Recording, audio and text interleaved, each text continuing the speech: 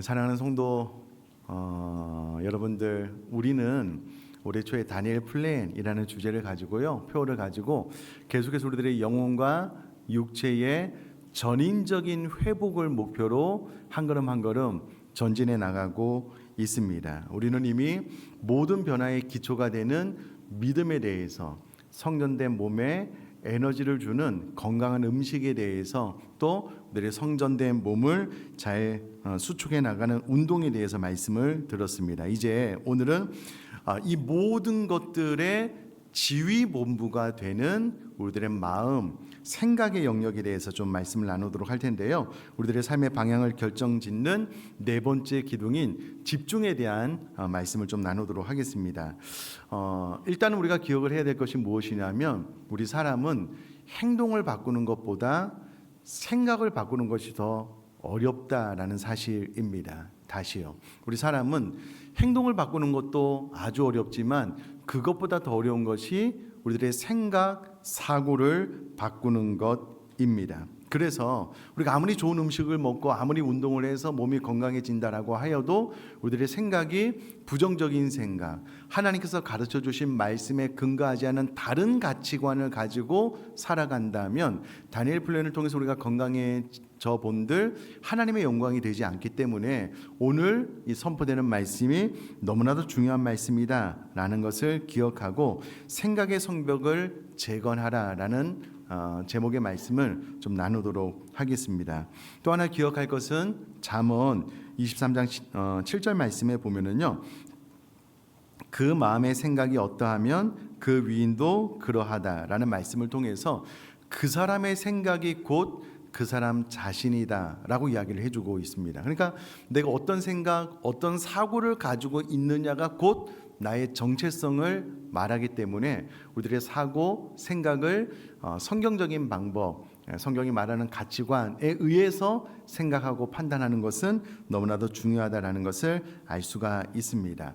흔히 우리가 집중을 이야기를 하면 어떤 사물에 그냥 이렇게 막 뚫어지라 쳐다보는 어떤 집중, 한 걸음 더 나가서 몰입을 생각을 하는데요. 다니엘 플랜이 말하는 집중은 그런 의미가 아닙니다. 이것은 우리 삶의 모든 결정을 내리는 생각의 성벽을 말씀으로 잘 재건해서 우리들의 시선이 하나님께 고정됨과 동시에 내가 사물을 바라보고 생각하고 판단하고 결정하는 모든 것들이 하나님의 말씀에 근거한 것 되기 위한 것이 바로 다니엘 플랜이 말하는 집중의 핵심입니다. 자, 그러면 집중의 신학적인 당위성부터 좀 찾아보도록 할 텐데, 지성의 갱신에 대한 부분입니다. 첫 번째, 전적인 타락과 지성의 오염에 대한 부분을 이해하는 것이 중요합니다. 참 감사한 것은 우리 개혁신학은요, 우리 사람에 대해서 전적 타락에 대해서 이야기를 합니다. 아담과 하와 이후로 태어난 모든 사람들은 아담과 하와가 지은 죄가 전가되어서 태어날 때부터 죄를 가지고 태어날 뿐만 아니라 우리는 완전히 전적으로 타락했기 때문에 죄의 오염으로 인하여 우리 스스로의 능력으로서는 하나님을 알 수 있는 지혜도, 하나님의 뜻을 깨달아 선을 행할 수 있는 능력도 없는 존재다라고 가르치고 있습니다. 이 죄는 지금도 우리들의 판단을 흐리게 하고요, 말씀에 근거한 생각과 판단이 아닌 죄로 오염된 전적인 타락의 결과로 인하여 사물에 대한 어떤 판단과 해석을 왜곡되게 만들고 있고요, 성경적인 가치에 의해서 무엇인가를 판단하고 분별하고 행동하게 하지 못하는 전적인 타락, 죄의 오염의 문제가 우리 모두에게 있다라는 겁니다. 이것은 우리 그리스도인들도 마찬가지입니다. 제가 두 가지 예를 들어볼 텐데요. 첫 번째 예입니다. 모태신앙으로 태어나서 감사하게 고등학교를 미션 스쿨로 간 거예요. 기독교 학교를 간 겁니다. 어렸을 때부터 신앙교육을 받았어요. 근데 이 학생이 한 가지 단점이 있는데, 학교 수업 시간에 자꾸 늦어요. 한 5분 정도 규칙적으로 계속 늦는 거예요. 그래서 하루는 선생님이 누구누구야, 지각하면 안 돼. 다른 친구들이 수업하는데 수업을 방해하잖아. 집중력을 흐트러 놓잖아. 지각하지 말고 정시에 와. 이렇게 가르쳤어요. 그러면 마땅한 이 학생의 반응은 무엇이어야 합니까?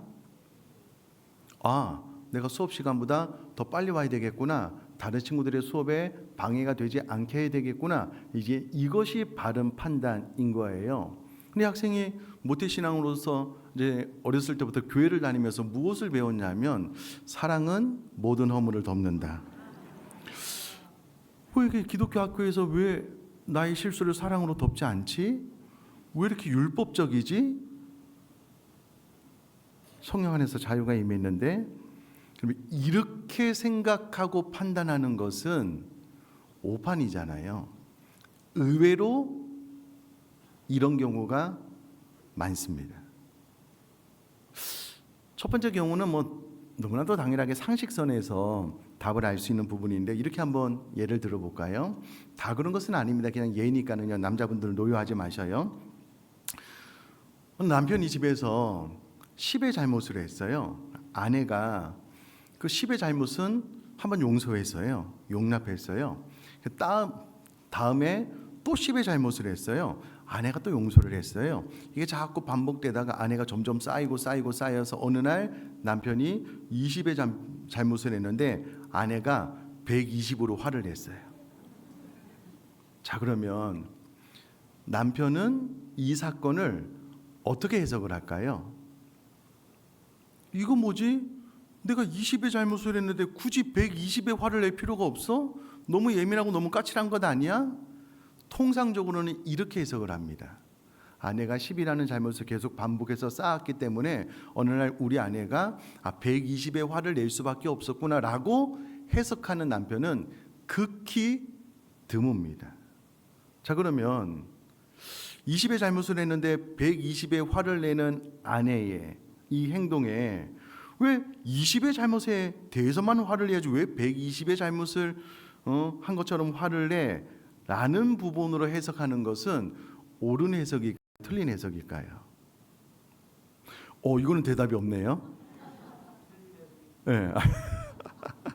우리는 내 생각이, 내 판단이 오류가 없다고 생각을 해요. 저를 포함해서 대부분 그렇습니다. 그러니까 우리는 전적으로 타락하고 죄로 오염되어서 내가 어떤 사건을 대할 때 이것을 분별하고 해석하고 판단하고 이것을 받아들이는 과정 가운데 죄로 오염된 나의 실수를 대부분 인지하지 못해요. 그리고 저를 포함해서 우리 모두는 내 판단은 정확하다. 한치의 오류도 없다. 그러므로 나와 다투는 경우에는 무조건 상대방이 잘못했다. 이렇게 생각을 하는 경우가 많다라는 거예요. 그러나 성경은 전적인 타락과 지성의 오염에 대해서 분명히 이야기를 하니, 여러분, 우리가 이것을 인지하는 것과 인지하지 못하는 것은 우리들의 인생을 너무나도 다른 결과에 도달하게 합니다. 나도 부족하고 내 판단도 오류가 있고, 그래서 상대방이 왜 그렇게 말하고 행동하는지 끊임없이 묻고 성경적으로 잘 해석하기 위한 시도와 노력들이 필요한데, 우리는 선뜻 내 판단과 내 해석에 문제가 없다라고 생각을 하니 금방 판단해요.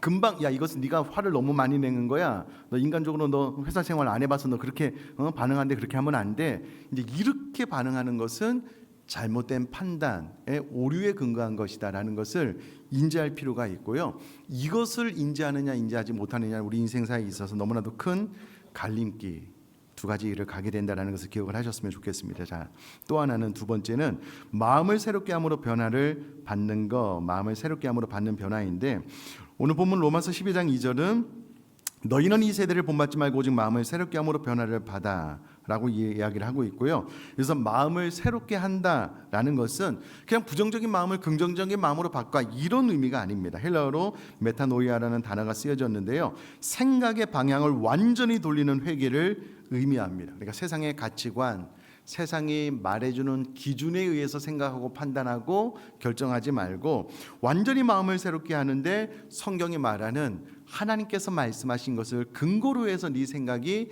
제대로 작동을 해야 돼라는 것을 말해주는 내용입니다. 예를 들면 두 가지만.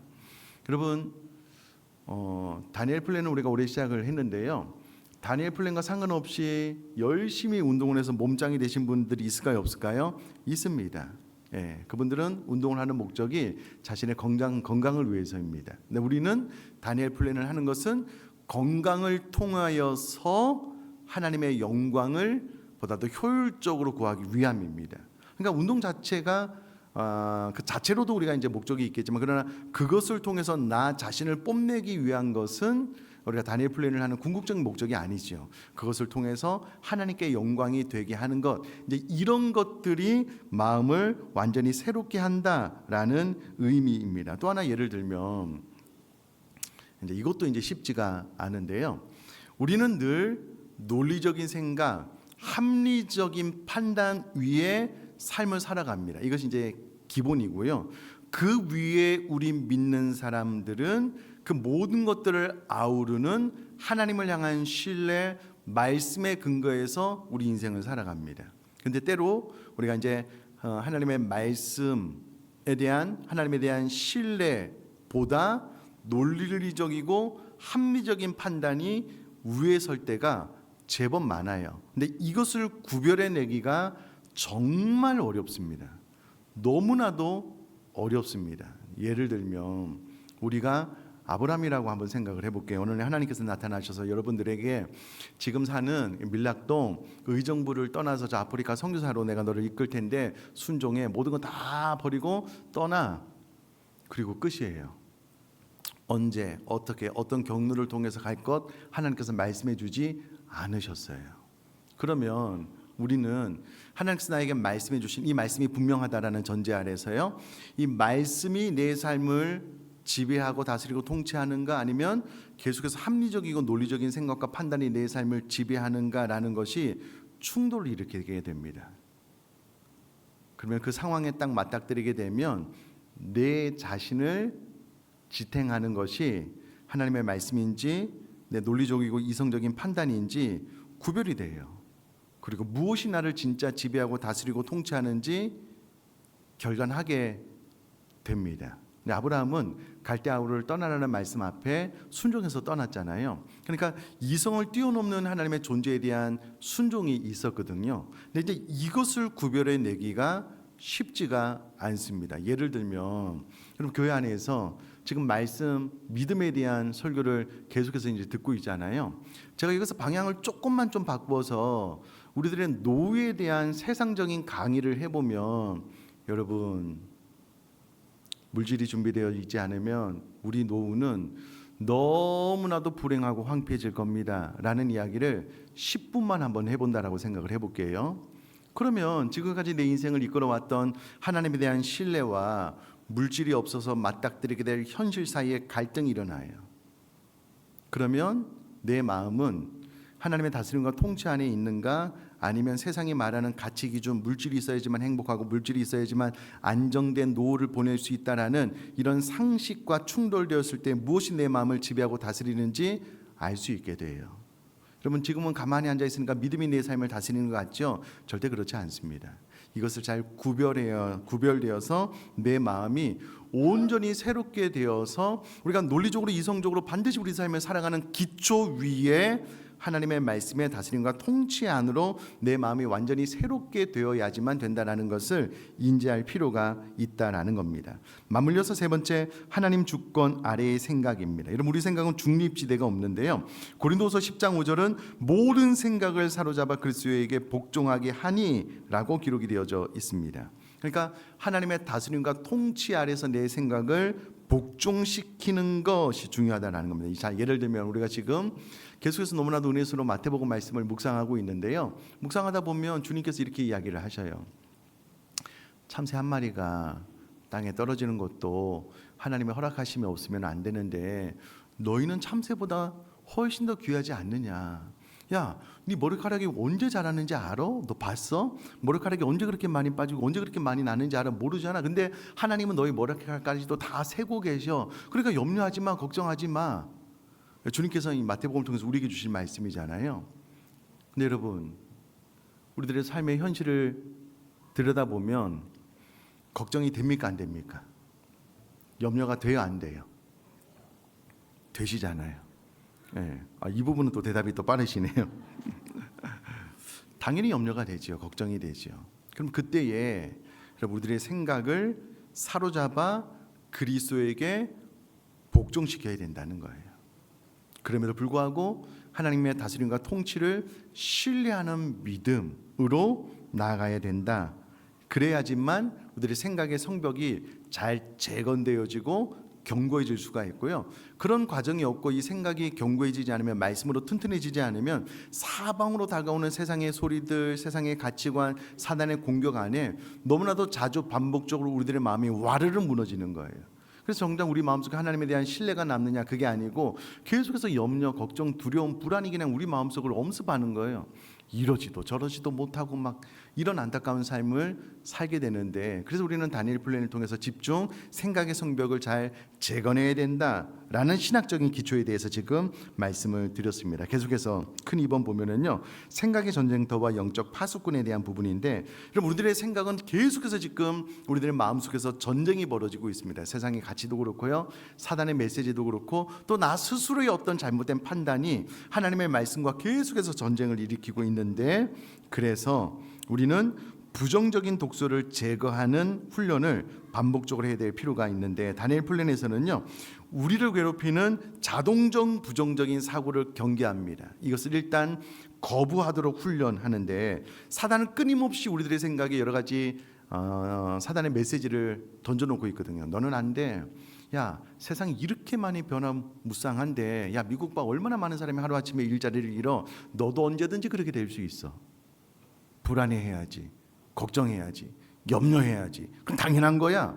이런 메시지가 자꾸 우리 마음속에 들 때가 있잖아요. 그러면 일단 우리는 그와 같은 부정적인 생각이 반복적으로 자주 딱 들 때마다 우리는 하나님 앞에 이렇게 물어야 돼요. 이 생각이 하나님께서 주신 생각이 맞는가? 세상이 마귀가 주는 생각은 아닌가? 하나님을 신뢰하지 못한 내 마음속의 염려, 불안이 내 마음속에 어떤 버튼을 눌러서 자꾸 나로 하여금 더 불안에 떨게 하는 것은 아닌가라고 생각하셔야죠. 그리고 그 생각 끝에 이것은 아무리 생각해봐도 하나님께서 주신 생각이 아니야 라고 결정이, 판단이 되어지면 이와 같은 불안한 생각들, 부정적인 생각들을 거부해야죠. 방어해야죠. 당연히 막아서야죠. 이 부정적 염려가 내 생각을, 내 마음을 막 헤집고 다니도록 놓아두면 안 되잖아요. 당연히 이것을 거부하고 막아서야 된다라는 것입니다. 올림픽 경기 가운데 펜싱 경기가 있는데요, 펜싱 경기를 하면은요, 상대방이 펜싱을 들고 찌르잖아요. 공격을 하잖아요. 허점을 노려서. 그럼 여러분, 내가 상대방이랑 경기를 하는데 내가 이렇게 찌른다라고 해서 상대방이 마음의 문을 활짝 열고 얼마든지 찌르시오, 이런 선수가 있습니까? 없잖아요. 어떻게든 방어를 하려고 방어를 최선을 다해서 하잖아요. 막잖아요. 피하거나 뒤로 물러나거나 아니면 펜싱으로 막거나 이렇게 하잖아요. 여러분, 사단이 자꾸 부정적인 생각을 우리 가운데 딱 넣어주는데요, 이게 하나님께 주신 생각인가 분별하고 막고 거부해야 되잖아요. 근데 우리는 사단이 주는 생각을, 세상이 주는 생각을 더 깊이 붙잡고 묵상해요. 사실은 그 염려가 더 깊은 염려로, 불안으로 치닫게 한다라는 겁니다. 그러면 가장 먼저 우리는 부정적인 독소를 막아서고 거부할 뿐만 아니라 정말 이 생각이 누구로부터 온 생각인가, 하나님으로부터 온 생각인가를 분별해내야 된다는 겁니다. 이것을 자꾸 반복해서 훈련할 필요가 있어요. 그리고 어떤 부정적인 생각이 딱 들 때 그것을 계속 묵상하면서 내 안에 불안을 키워갈 필요가 없다라는 거예요.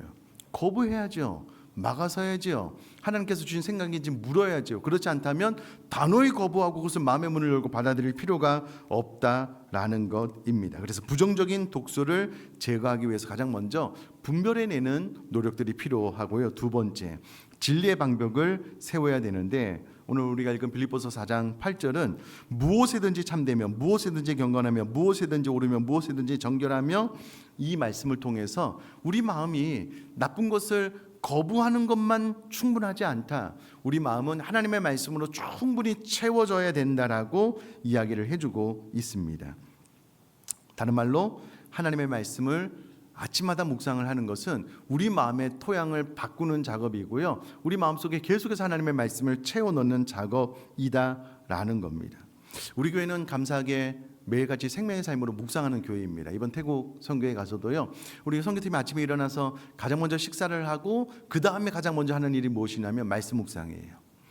말씀을 묵상하고 또 서로 나누고 위해서 기도하고 말씀 묵상한 것을 가지고 하루 선교를 하고요. 하루 모든 일과를 마치고 나면 하루를 살아가면서 하나님께서 은혜 주신 것, 느꼈던 것들을 나눠요. 적지 않은 선교팀이 아침에 묵상한 것을 가지고 기도했을 때 하나님께서 나에게 이런 은혜를 주셨다라고 여러 명이 간증하는 것을 들었습니다. 그러니까 내 마음에 말씀이 채워지잖아요. 그러면 어떤 염려 불안이 들어오는데 이 말씀이 대적해요. 이 말씀이 외부로 들어오는 부정적인 생각이 내 마음속에 자리 잡지 못하도록 이 자리를 딱 메고 있기 때문에 쉽게 들어오지 못해요. 그럼 예수님께서 귀신을 쫓아내실 때 그 귀신이 한 사람에서 떠나서 머물 데가 없어서 온 사방으로 다니다가 돌아왔는데 마음이 청결해지고 그 마음이 깨끗해져 있는 거예요. 야, 너네 집에 들어가서 살아야 되겠다. 다시 들어갈 수 있다는 거예요.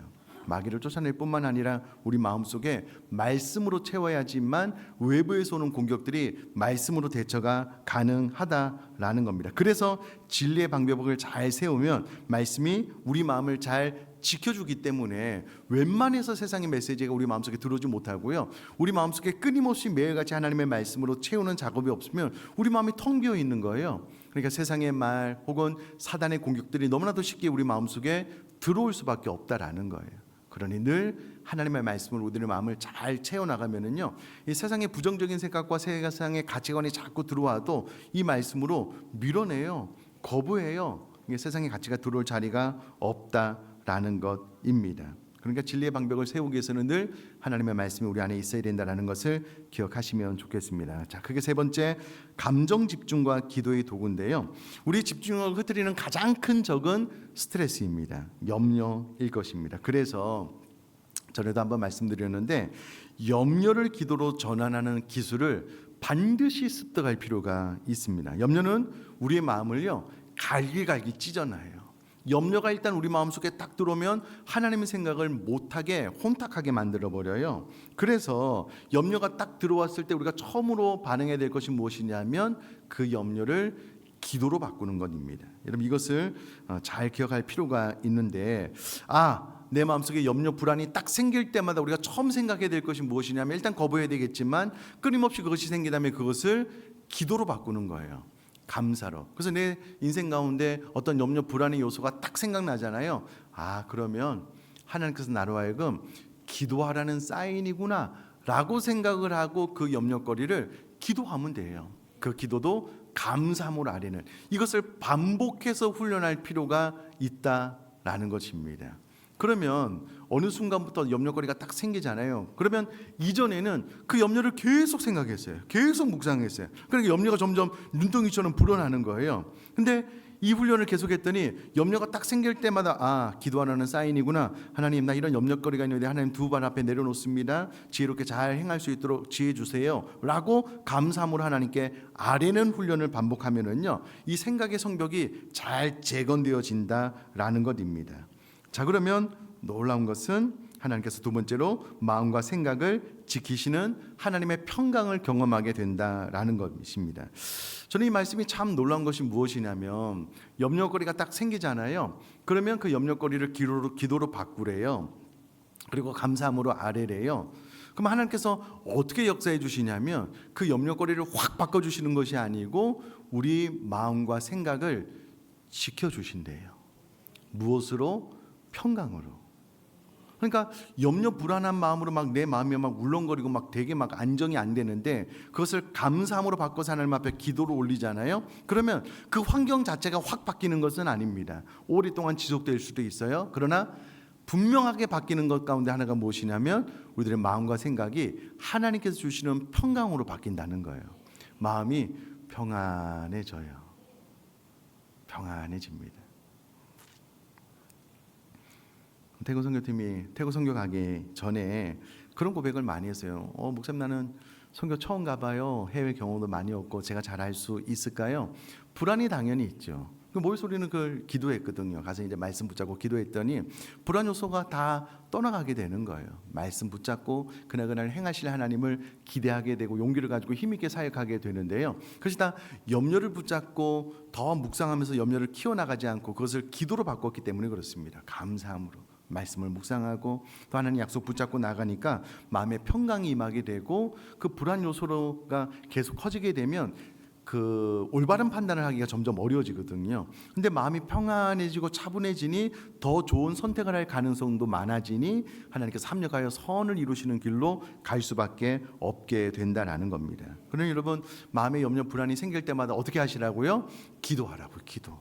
감사함을 아뢰면은 하나님께서 마음속에 생각에 나도 이해할 수 없는 하나님의 평강을 주셔요.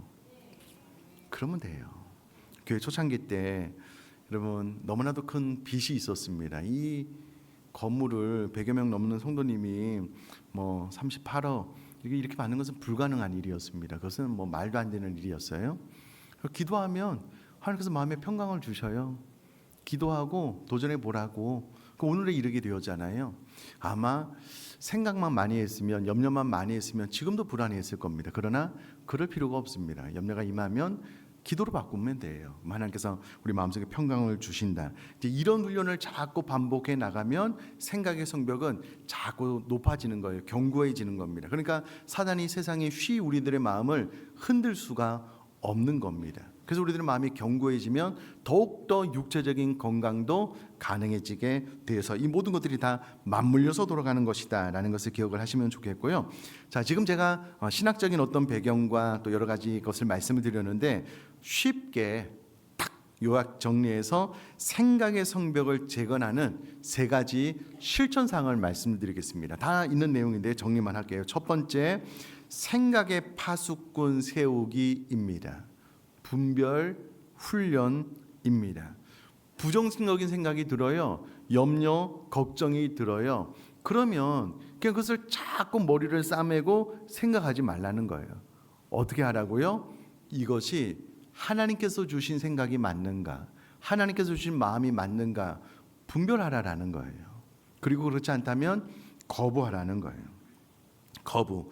예수의 이름으로 단호히 거부하는 생각의 문, 생각의 성을 지키는 파수꾼을 세우는 것, 이것이 변화의 첫 걸음이다라는 거예요. 그래서 전에는 어떤 불안한 마음이 들면 그냥 받아들여서 계속 생각을 했어요. 근데 요즘은 불안한 생각이 딱 들면 아, 이게 하나님께서 주신 생각인가 아닌가 분별부터 해야 되겠죠. 그리고 하나님께서 주신 생각이 아니라면 단호히 거부해야 되겠지요. 그리고 두 번째, 그럼에도 불구하고 여러분 새가 머리 위로 날아가는 것은 우리가 어떻게 할 수 없습니다. 그러나 이 새가 우리 머리 위에 둥지를 트는 것은 우리가 막을 수 있잖아요. 새가 머리 위로 날아가는 것은 우리가 아무리 노력하고 기도를 해도 안 되는 경우가 있습니다. 염려가 불현듯 생겨날 때가 있어요. 그러면 염려를 즉시로 기도로 즉시 전환하기입니다. 방향 수정입니다. 그러니까 불안 염려가 우리 마음속에 딱 들면 그것을 계속해서 묵상하고 생각함으로써 그것을 키워나가지 말고 아, 하나님께서 나에게 기도하라는 사인이구나 라고 생각을 하고 기도하라는 거예요. 그러면 하나님께서 우리 마음속에 내가 알지도 이해하지도 못하는 평강을 허락해 주신다라는 거예요. 그럼 마음이 평안해져요. 그러면 보다 더 말씀에 근거한 좋은 선택을 할 수 있는 가능성이 높아지기 때문에 결과도 당연히 좋아질 수밖에 없습니다. 그러므로 염려를 기도로 즉시 전환하기, 분별하고 막아서고, 그럼에도 불구하고 염려가 생기면 기도로 전환하고 기도로 전환했다라는 것의 열매가 무엇이냐면 마음이 평안하고, 마음이 평안하지 않고 염려가 된다면 아, 더 기도하라는 사인이구나, 더 기도하고 마음의 평강을 누리는 이와 같은 신앙생활을 반복할 필요가 있고요. 세 번째, 진리의 말씀으로 마음 채우기입니다. 생각의 성벽 재건하기인데요. 빌보서 4장 8절 말씀처럼 무엇이든지 참된 것을 결정하고 무엇이든지 경건하고 무엇이든지 정결한 것을 끊임없이 선택하는 말씀으로 내 안에 채우면 외부에 사단이 가져다주는 생각 공격이 내 마음속에 들어올 자리가 없다라는 겁니다. 다윗도 사도 바울도 천만인이 나를 둘러 진치는 상황 가운데 나는 안연하리로다. 사방으로 나를 우겨싸임을 당하여도 나는 오히려 안연하다, 평안하다라고 고백을 하고 있는 겁니다. 그러니까 이 성벽이 생각의 성벽이 견고하게 잘 세워진 사람들은요, 이후로 어떠한 사단의 공격들이 와도 또 환경의 공격들이 와도 나는 안연한 거예요. 나는 평안한 겁니다. 나는 부딪혀 볼 만하고 나는 견디고 이겨나갈 만하다라고 결론이 나게 되면은요, 비로소 이 다니엘 플랜의 네 번째 집중의 열매를 거두게 되는 것이고요. 단언컨대 사실은 우리들의 음식도 운동도 이 컨트롤 타워인 우리들의 마음 생각으로부터 이게 다스림을 받아야지 이제 온전해지는데요.